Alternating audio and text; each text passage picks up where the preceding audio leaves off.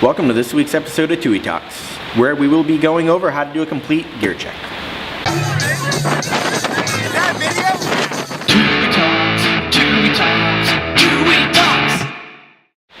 So I'm going to be doing the gear check on my rig.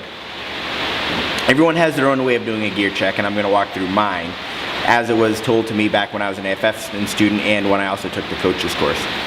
The most important thing is to make sure that you have a regular recurrence way or the same order of doing things all the time so that you don't miss anything. The way that I like to do mine is top to bottom, work in the front of the container and then the back of the container. So starting here at the top, I have my AAD. I have a Cypress 2, and as you can see, it's already actually still turned on from yesterday.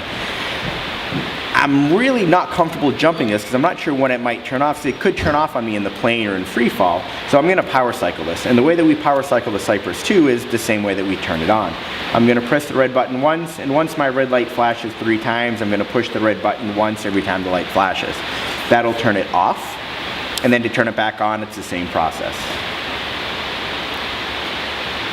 Once mine starts its countdown procedure, it's going to get down to 0 and then it's going to flash me a date, which is actually telling me that this is due for service. The date that you'll see will be November 12 or 11/12, which is telling me that sometime in November I need to send this in to have it serviced. Once I know my AAD is on, I'm going to start down this side here. I'm going to check my 3 rings, make sure they're assembled properly, only 1 ring going through any other ring. I'm going to make sure my loop goes only through the little ring, through the grommet and the riser, through the grommet and the hard housing, and then make sure that the cable comes up through the loop. Working my way down, I'm going to check the stitching on my main lift web, making sure we check both the front side and the rear side, and then make sure that my cutaway handle is firmly secure in its pouch. I'm going to work my way down to the hip ring. Make sure that all the stitching looks correct and appropriate, that I don't have any fraying down here. I'm going to check both the front side and the back sides. Coming down to my leg strap, just like I did with the main lift web, I want to check the stitching on my harness. On some of the student rigs and other rigs, the stitching is a different color. Mine is black, so it's a little bit harder to see, but I still want to make sure that I'm looking at it and I don't see too much wear or any stitches coming off. I'm going to want to check the back side as well. And then another thing that I like to do is just to make sure that this buckle is actually going to not allow the webbing to slip, is pull a little extra down here, tug it, and make sure it's actually going to stay. This side looks great. I'm going to move on to my right side, and I'll get to my chest strap once I've actually finished doing the right side. Moving on to the other side, I'm going to come down my riser, make sure my 3 rings are routed appropriately. Make sure 1 ring is only going through 1 other ring. Make sure my loop, again, is going through the little ring, through the grommet and the riser, through the grommet and your hard housing, and then the cable comes up through the loop. The RSL on my rig, on the Mirage, is here on the left-hand side, so I want to make sure that it's connected appropriately to the ring and it's not going to interfere with the releasing of these 3 rings if I need it.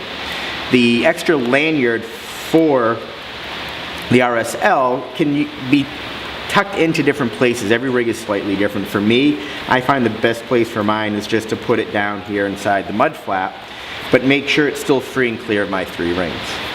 Working my way down the left side, I'm going to make sure that my reserve handle is firmly seated.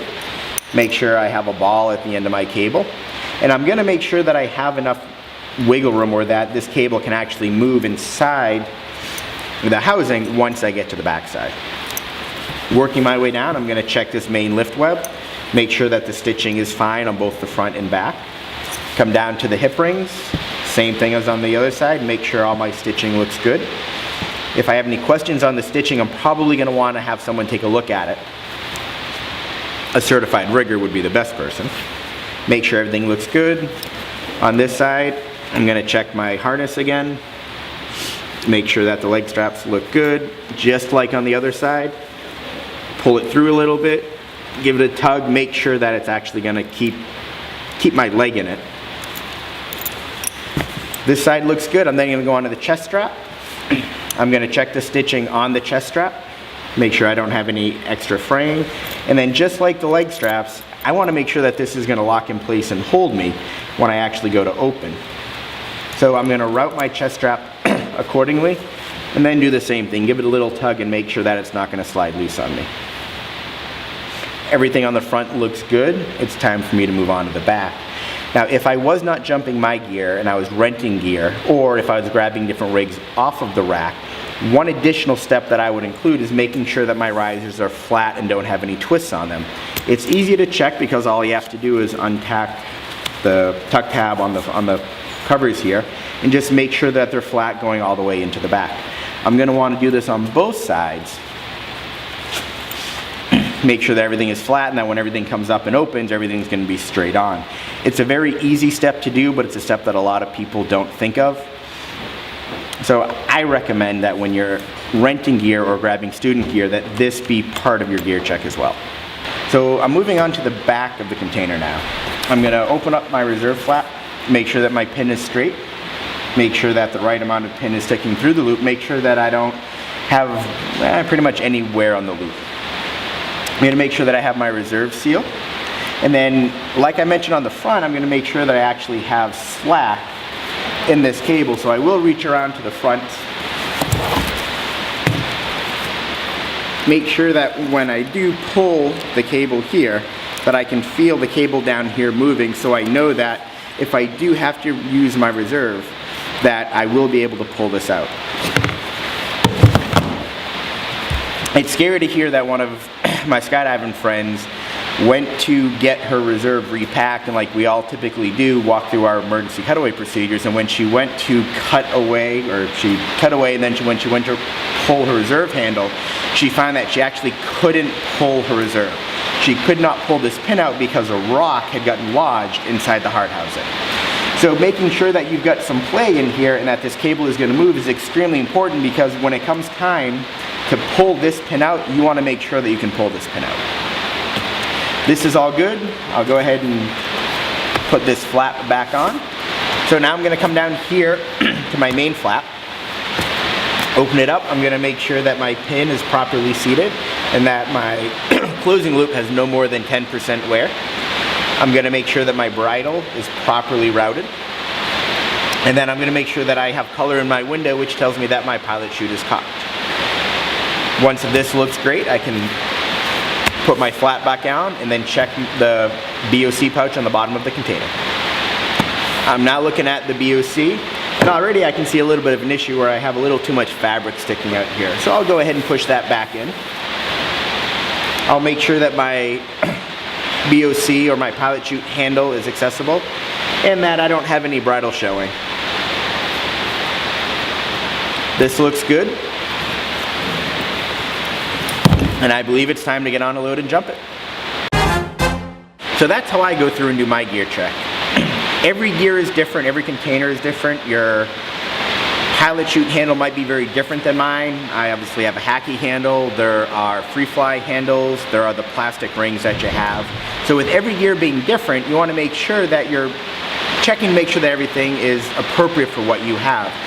UPT also has another way to route the bridle for the closing pin, so if you do yours a different way, just make sure it's routed accordingly. It is extremely important that you are consistent with your gear checks and that you follow the same order every time that you do your gear checks so that you don't miss anything. And that really is what we want to make sure, is that the gear that you're jumping is safe. If you ever have any questions about your gear and whether something is safe or if something doesn't look right, ask somebody. Find someone, an experienced skydiver whose opinion you trust, or find a rigger, find one of the packers at the drop zone, show them what you're questioning, get their opinion on it, because you don't want to be jumping something that might not be safe. I hope you've enjoyed this week's episode. I hope you've learned a little something about here. If you have any questions about the gear, feel free to give us a call or email.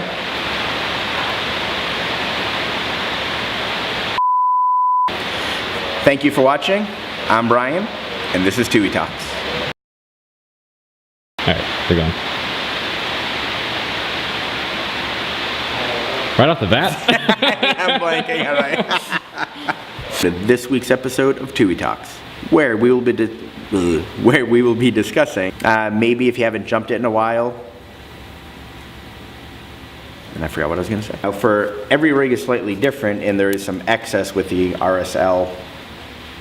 What the fuck is this called? Whoops. Hand job.